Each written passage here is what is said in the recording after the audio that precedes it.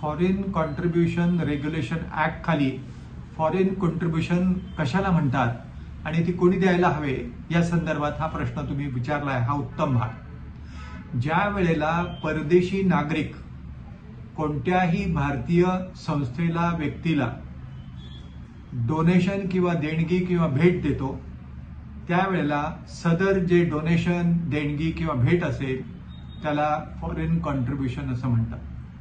पण जर समजा अशी रक्कम डॉलरमध्ये दिली, भारतीय रुपयामध्ये दिली तरी ती फॉरेन कॉन्ट्रीब्युशन धरली जाते। तथापि जर अशी फॉरेन कॉन्ट्रीब्युशन भारतीय नागरिकाने परंतु परदेशात वास्तव्य असणाऱ्या व्यक्तीने जर दिली तर ती प्रत्यक्षात अमेरिकन डॉलर्समध्ये असो किंवा भारतीय रुपयामध्ये असो ती फॉरेन कॉन्ट्रीब्युशन धरली जात नाही। आणि हेच या फॉरेन कॉन्ट्रीब्युशन रेग्युलेशन ऍक्टचं एक महत्वाचा निकष आपण लक्षात घेतला पाहिजे। थोडक्यात परदेशी नागरिकानं, नागरिक हा शब्द महत्वाचा आहे, परदेशी नागरिकानं कोणत्याही चलनामध्ये देणगी दिली तर ती फॉरेन कॉन्ट्रीब्युशन आहे।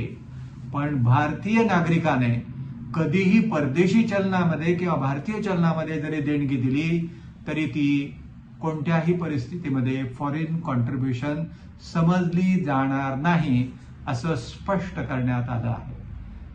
धन्यवाद।